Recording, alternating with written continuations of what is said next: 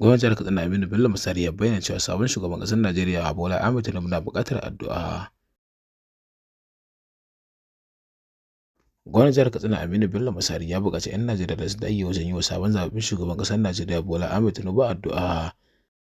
Masari ya bayyana hakan ne wajen taron buɗe baki da ya shirya na musamman a fadar gwamnatin jihar Katsina, inda ya gode wa Allah Maɗaukakin Sarki da ya sanya aka yi zaɓe lafiya. A cewar gwamnan zaɓen shugaban ƙasar Najeriya, yana gudanar da taron addu'o'i na musamman duk shekara-shekara a watan Ramadan.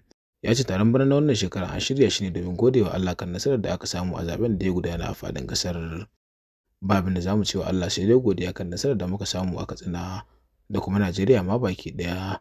Wannan shine babban dalilin da ya sa muka haɗu da shugabannin addini, shugabannin gargajiya da kuma ma'aikatan gwamnati da masu ruwa da tsaki. Akwai sabon shugaban ƙasa da aka zaɓa kuma yana buƙatar addu'a. Abu mafi muhimmanci da ya kamata mutane su gane bayan zaɓen shugabanni kuma suna buƙatar addu'a.